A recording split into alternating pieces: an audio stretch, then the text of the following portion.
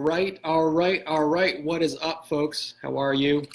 Thanks again for tuning in to check out these useful commercial real estate agent tips. Now, if you're like me, you work in commercial real estate sales, you're working with clients to help them potentially purchase investment property, then pay very close attention to the information I'm about to share with you, because these are the important numbers that you got to know. Your clients are going to ask you about these numbers when you're looking at potential multifamily apartment or retail shopping center or an office building, office park that these investors are looking to purchase, and they're relying on you to have these numbers and know what these numbers are so they can evaluate this potential purchase, and you get a commission for helping them evaluate that. So that's why it's important to know these numbers. Grab a pen and paper if you don't have one already. Pay close attention all the way to the end of this video, because I'm about to share with you all the numbers that you must know about a potential investment property if you're working in commercial real estate to help investors purchase property as their buyer's agent. So the top three numbers when you're looking at a potential investment property: the potential rents for the tenants who are in that investment property. You want to know the approximate operating expenses. Now, these are the costs it takes to operate that building. I'll go into more detail on these specific numbers in a second. Next, you want to know the cost of financing if that's necessary, if you are looking to do financing. So those are the top three things that you want to look at if you're just quickly looking at many different types of investment properties. Now, there's a next tier of numbers that you want to know if you are going to be taking a closer look at these potential investment properties. First one being the taxes. What are the annual property taxes on that investment property? How much is the insurance on that building, and what types of insurances are needed for coverage? You want to look at the vacancy rates and how much rent those vacancies are basically costing the owner, how much rent that the owner has to not see come into their bank account because the certain units in that property are vacant. You also want to know what the repairs and renovation costs would be, as well as if there are any potential liens or current liens on the building. What's the situation regarding the utilities? How much does it cost to keep the place lit up? So electric, how is it heated, natural gas, those types of costs. Definitely want to have those in hand.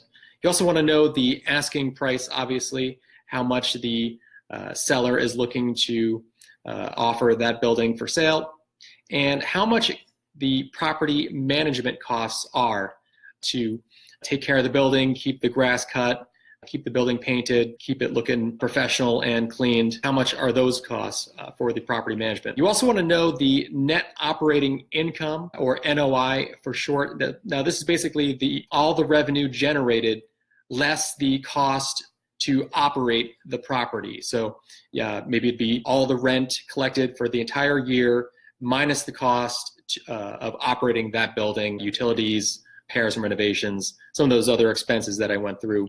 Those other numbers that you want to know would account into the operating costs for that building. Next is the very popular cap rate. Now, you can think of cap rate in a couple of different ways. Basically, cap rate is the rate of return on a property based on the income it generates. Another way of looking at it is the ratio of the net operating income to the property asset value. You can also think of it as the percentage return an investor would receive on an all-cash purchase. And basically, to calculate the cap rate, you want to take net operating income divided by the purchase price of that property. And cap rate can also be thought of as a measure of risk. So basically, if you have a lower cap rate, you have a lower risk, whereas a higher cap rate would mean that there is a higher risk to acquiring and operating that asset. A couple other numbers that you want to know are basically have to do with the specific market that investment property is located in, such as the population size, how big of an area is that population located in. You want to look at what are the income levels of that population? Are they relatively average compared to the rest of the nation, or is it known to be a more wealthier type of area or a lower income type of area?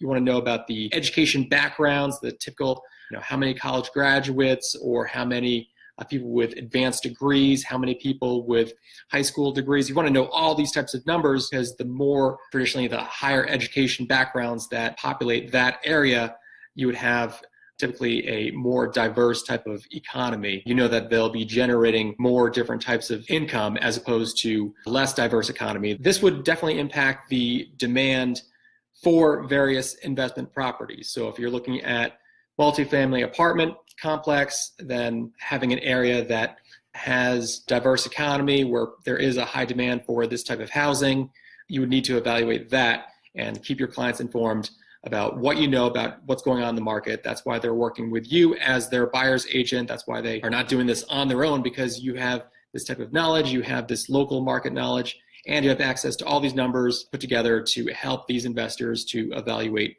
that potential investment. I hope you found this helpful. Really appreciate you tuning in. And if you have any questions, you can leave them in the comments below. If you'd like to schedule a free 15-minute commercial property evaluation with a member of my commercial advisor team, you can visit www.jameskimcommercialrealestate.info. I'll leave a link to that as well in the description. So thanks for tuning in, and we'll see you in the next one. Bye for now.